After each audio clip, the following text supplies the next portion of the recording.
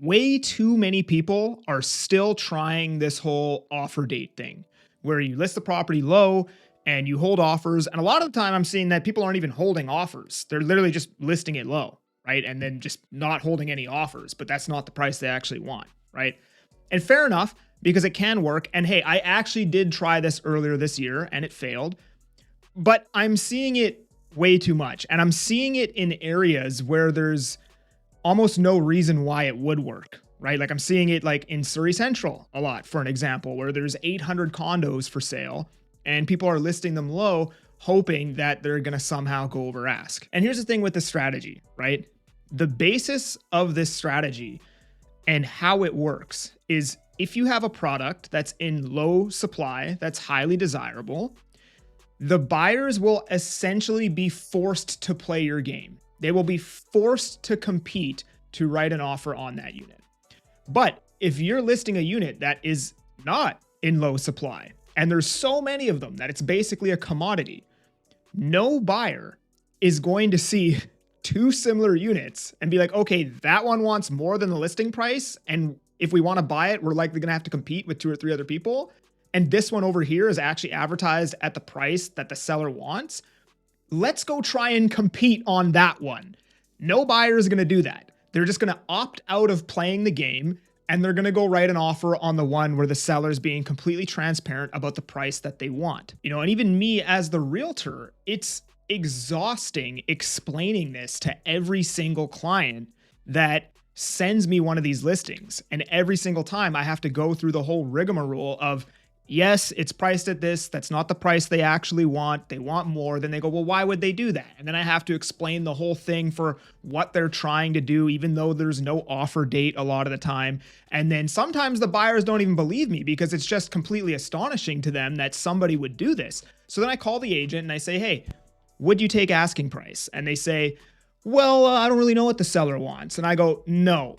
Tell me the price that the seller wants. Otherwise, I'm not going to show the unit because I don't want to waste my time and I don't want to waste my buyer's time. And they think they can get it for a lot less, right? And then they'll either tell me the price or they won't tell me the price, right? But I'm not showing it unless they tell me the price because it's going to be a waste of everybody's time because I don't know where the seller's expectation is and I don't have to play this game, right? I can just go 2 floors below to the same exact floor plan and show that unit where the seller's being transparent about the price they actually want for the home, right? And I've had yet to have it happen this year where I've told the buyer the situation and they've still wanted to go check it out. Every time there's like, oh, okay, well, let's go see this one then. And then they just send me the next listing a block over or a couple floors different in the same building. So that marketing strategy at the moment is not only not working, but I actually think it's hurting your chances of getting a sale. I actually think it's deterring buyers. I know it's deterring me. I know it deters my buyers. So I'd imagine it's probably the same for everybody in the market when you're doing this. Now, again, if you have like a very rare corner unit condo with vaulted ceilings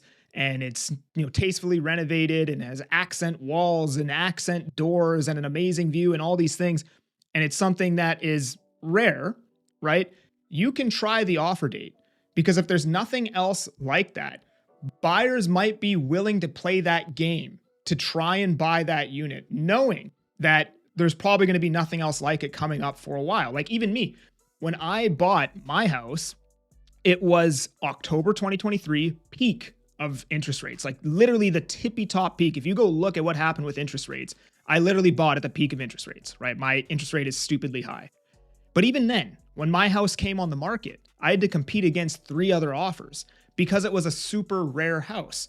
And that agent didn't price it low. He priced it at what he thought the value might be because it was a hard home to value. But then he set an offer date just in case he mispriced it. And then luckily it sold over, right? So, even if I was going to run that strategy today, I would probably still price it at the seller's expectation, right? And then I would do an offer date just in case I might be off by 20 or 30 grand. And then if a couple buy, because there's a saying in real estate, you can price it high, but you can pretty much never price it low, right? Because the market's always going to pay the true price for it, right? And in this market, it's going to be more difficult because there's not a lot of liquidity out there. But that's how the saying goes, right? So I might price it at like, you know, the market value plus a little bit of room for negotiation, and then hold offers just so I'm not underpricing it, right? But in this current market, I wouldn't price it low and then hope to sell 50, 60 grand over ask, because nobody's going to want to play that game right now. So that's my rant for today, right? I'm not saying the strategy doesn't work. I'm saying there's a time and place for it.